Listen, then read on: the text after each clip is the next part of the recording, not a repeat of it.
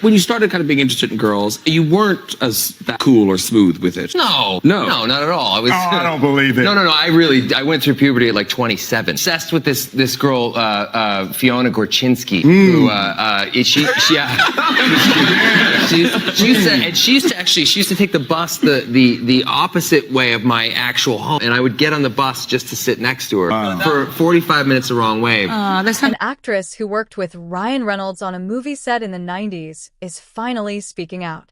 And honestly, what she has to say completely flips this whole Justin Baldoni situation on its head.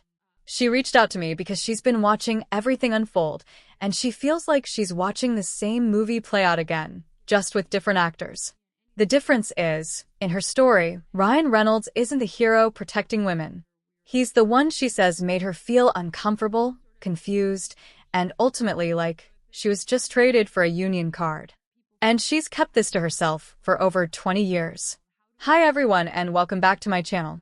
If you've been following the entertainment news lately, you know that Ryan Reynolds and Blake Lively have positioned themselves as advocates for women's safety on film sets.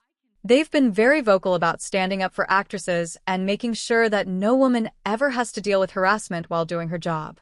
They've made it clear through their statements and their lawsuit against Justin Baldoni that they believe sets should be professional, safe spaces where boundaries are respected. But here's the thing. When the Baldoni lawsuit first dropped and all those texts and allegations started coming out, some of us remembered something. Matthew Lawrence had done a podcast with his brothers a while back, and he talked about working with Ryan Reynolds back in the late 90s on a film called Teen Monster. And his experience wasn't exactly glowing. He said Reynolds was difficult, that he did impersonations instead of acting, that he had all kinds of demands, and that he basically tried to take over the whole production. Matthew didn't say anything about misconduct with women, but he made it clear that working with him wasn't pleasant. Now, that interview kind of floated around for a bit, and then faded. But this new information I got is different. This is direct. This is personal. And it involves an extra who was on that same film, Teen Monster, the one with Matthew Lawrence. She reached out to me and told me her entire experience. And before I get into it, I want to be really clear about something. She is not accusing Ryan Reynolds of sexual assault. She is not filing a lawsuit. She is not trying to destroy anyone's career. She's simply telling her story because she feels that the narrative being pushed right now is hypocritical. She feels that if Justin Baldoni did to Blake Lively what Ryan Reynolds did to her back then, she would have been devastated. She told me something that really stuck with me. She said if Justin had treated me the way Ryan treated me on that set, I would have been crying. I would have reported him. I would have been furious. But because it was Ryan and because it was the 90s and because she got something out of it, she just accepted it. And now, decades later, watching him position himself as some kind of protector of women, she feels sick about it. So let me break down exactly what she told me. In the late 90s, she was working as background talent, what we call an extra. She was trying to break into the industry, doing small jobs, hoping to get noticed, hoping to eventually join the Screen Actors Guild, which is now SAG-AFTRA. If you're not familiar with how this works, being in the union is basically essential if you want to be a working actor. You can't get most speaking roles without a union card, but you can't get a union card unless you book a speaking role. It's a catch-22 that a lot of aspiring actors struggle with. There are ways around it, like getting a voucher for a specific job, but generally speaking, getting your SAG card is a huge milestone.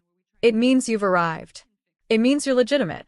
She showed up on the set of Teen Monster expecting to do standard background work.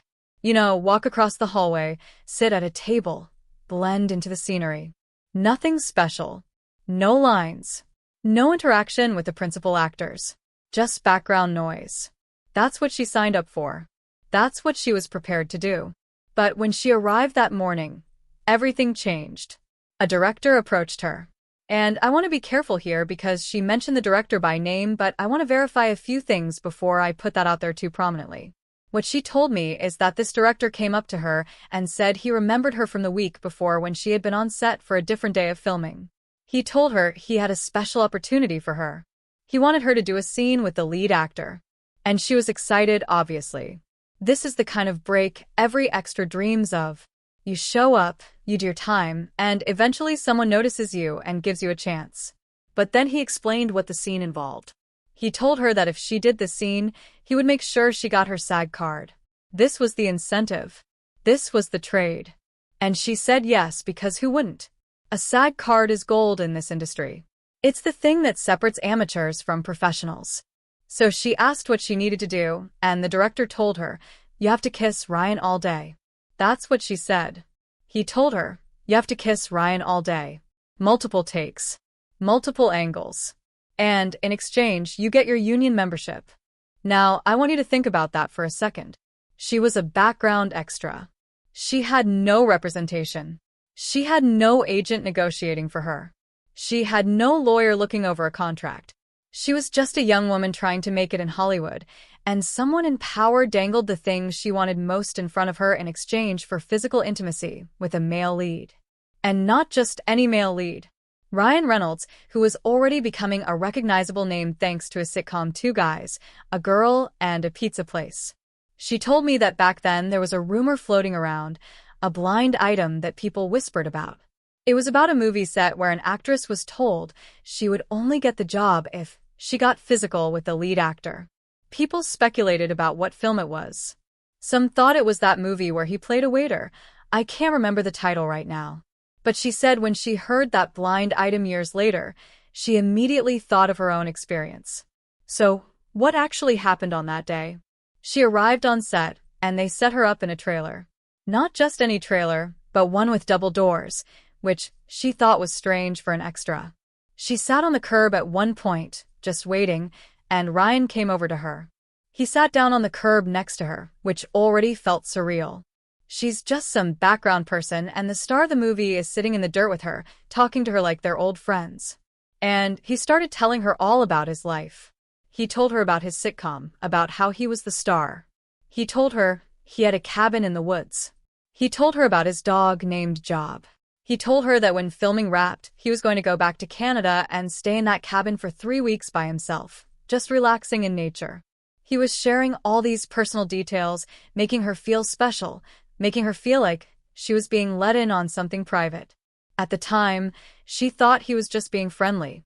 He was the nice star taking an interest in the nobody extra. It was flattering. It was exciting. She felt seen. But here's the thing she didn't know then. At that exact time, Ryan Reynolds was dating his co-star from Two Guys, a Girl, and a Pizza Place. He was in a relationship. So while he was sitting on that curb, charming this young extra, telling her about his cabin and his dog and his life, he had a girlfriend at home. And she had no idea. None of the personal information he shared included the fact that he was already involved with someone. Looking back on it now, she sees it differently. She sees it as love bombing. She sees it as him making her comfortable so that she would be willing to do what he wanted her to do on camera. Because then came the scene. There was no intimacy coordinator. There was no choreography. There was no discussion about what kind of kissing would happen, where hands would go, how intense it would be. Nothing. The director basically said, "You're going to be the girl who puts out." He's broken up with his girlfriend in the scene, and he needs someone who's willing to be with him. So you're going to kiss him, and we're going to shoot it from different angles, and we're going to do it all day. She said it wasn't movie kissing. It wasn't the kind of thing where you see two actors gently press their lips together for a close-up. She described it as full-on making out. Tongues. Passion. Improvised. Take after take after take. And because they were shooting outside, she ended up getting sunburned from being out there all day doing take after take of these intense kissing scenes. At one point, they let her wear sunglasses in the scene. That was apparently the only accommodation. The only direction she got was that when he pulls you back in at the end, you just need to turn his head toward you and start kissing again. That was it. Everything else was just whatever happened in the moment. She told me that she's done stage work. She's done film work. She's done scenes with intimacy before and since. And never, not once, has she ever had a scene partner where they didn't discuss ahead of time what was going to happen. What kind of kiss? Where are we comfortable being touched? How intense should this be? That's standard. That's professional. That's what actors do to protect each other and make sure everyone feels safe. None of that happened here. And she finds it incredibly frustrating, honestly infuriating, To watch Blake Lively's lawsuit talk about how Justin Baldoni allegedly bit her lip and smelled her neck and said she smelled good. Because, in her mind, what she experienced with Ryan was 100 times worse. At least with Baldoni, based on what's been described, there was a scene being shot. There was context. There was some framework. What she experienced was just an entire day of passionate, improvised kissing with no discussion, no boundaries, and no warning. She also told me something else that really stood out. She said that people she knows who have worked with Justin Baldoni have told her he's a decent guy. She knows people who know him personally, and they're horrified by everything that's happening, by the accusations being thrown at him. She's not saying that to defend Baldoni necessarily, but to highlight what she sees as a double standard. She feels like Ryan Reynolds is getting away with behavior that would destroy someone else's career. And that brings us to the hypocrisy piece, which is really what motivated her to speak out in the first place. She's been following this story closely. She's seen the texts. She's seen the statements. And when Ryan Reynolds made that comment about how he will always stand up for women, how he will always protect women on set, how he will make sure sets are safe for them, she said it hit her differently. Because she thought back to her own experience, and she realized that set was not safe for her. Not really. She felt like she was treated like a piece of meat. Her literal job that day was to be the girl who puts out. That was her role. That was her contribution to the film. And in exchange, she got a SAG card. That was the deal. And at the time, she thought it was an amazing deal. She got something she desperately wanted. But now, with decades of perspective, with the Me Too movement, with intimacy coordinators, with all the conversations we've had about consent and power dynamics, she looks back and feels gross about it. Because, let's be honest about what happened here. Someone in power offered her a career advantage in exchange for physical intimacy. That's the definition of quid pro quo. Now, was he her direct boss? No. Was he the one making the offer? According to her, it was the director who made the initial proposition. But Ryan was the one benefiting. Ryan was the one who got to spend all day making out with a woman he found attractive. And the director got what he wanted, which was the scene. She also mentioned that after they wrapped for the day, Ryan walked her back to her trailer, and then he walked her to her car. And before she left, he kissed her on the cheek, thanked her for working with him, congratulated her on getting her SAG card, and then said something that has stuck with her all these years. He told her that the kiss had an effect on him. Think about that. After a full day of filming passionate, improvised makeout scenes, the married star tells the young extra that kissing her had an effect on him. What does that mean? What was she supposed to do with that information? How was she supposed to interpret that? Was he flirting? Was he seeing if she wanted to continue something offset? Was he just being weirdly honest? She didn't know then, and she still doesn't really know now. But she knew it made her feel something. And she wrote it down in her journal that night because she journals every day, and she wanted to remember it. She actually read me that journal entry. It was surreal hearing her words from over 20 years ago, describing that day, describing how she felt, describing what he said. And she said that rereading it now, in the context of everything happening with Blake Lively and Justin Baldoni, it hits completely differently. At the time, she thought maybe he was just being nice. Maybe he was just an emotionally open person. But now she thinks no, he was hitting on me. He was seeing if I was interested. And he was doing it while he had a girlfriend. She also told me about a conversation she had with the lead actress on that film. I'm not going to name her because she didn't give me permission, but apparently they were friendly and talked a bit on set. And at one point, the lead actress mentioned that everyone on set hated working with Ryan.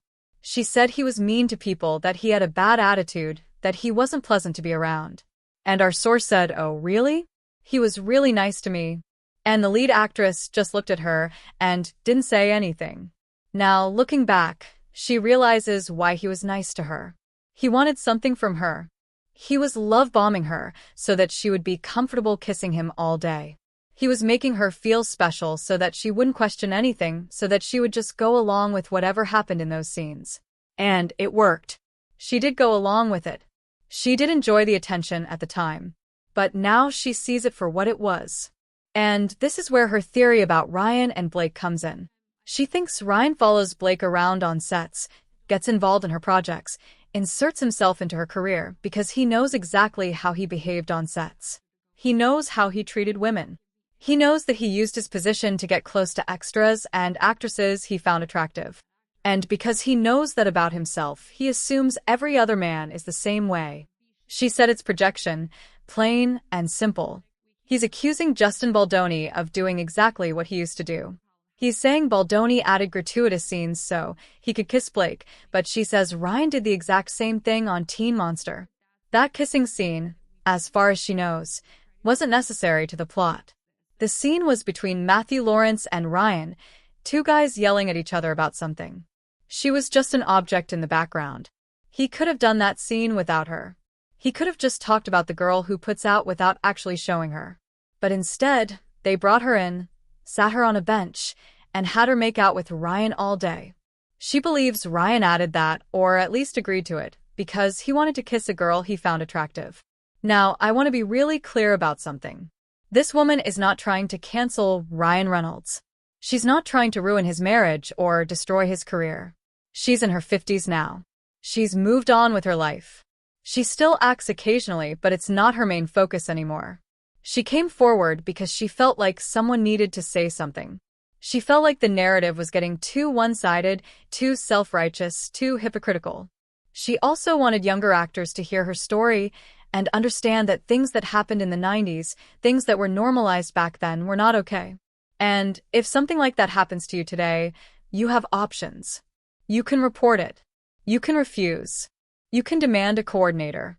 You have rights that she didn't have. She told me about a time recently when she was in an acting class, and she shared her story with some of the younger students. She read them the journal entry from that day. And she asked them, if this happened to you on a set today, how would you feel? And every single one of them said they would feel grossed out. They would report it. They would go to the union. They would make a fuss. And she thought, wow, things really have changed. Because back then, she just accepted it. She just said thank you and went home with her SAG card. So, what do I think about all this? Honestly, I think it's complicated. This is one person's story from over 20 years ago. There's no footage, no texts, no witnesses coming forward publicly. It's her word against his, and she's not even willing to put her name on it yet. So we have to be careful. We have to acknowledge that we're only hearing one side. But at the same time, her story is detailed. She has journal entries. She has specific memories. And it aligns with other things we've heard, like Matthew Lawrence's comments about the same film and that old blind item about the Waiter movie. So it's not coming out of nowhere. And whether or not you believe her specific allegations, it does raise a bigger question. Is Ryan Reynolds the advocate for women that he claims to be? Or is he, like so many powerful men, someone who fought for women's rights only after it became convenient, only after his own behavior could be scrutinized? I don't have the answer to that. None of us do. But I do think it's worth asking the question. If you enjoyed this video, please give it a thumbs up so more people can see it and decide for themselves. And let me know in the comments what you think. Do you believe this woman's story? Do you think Ryan Reynolds has been unfairly targeted? Or do you think there's something here worth exploring further? Make sure to subscribe to the channel if you haven't already, and click the bell so you never miss an update. I'll be back soon with more stories from Hollywood that don't always make the headlines. Thanks so much for watching, and I'll talk to you soon. Bye.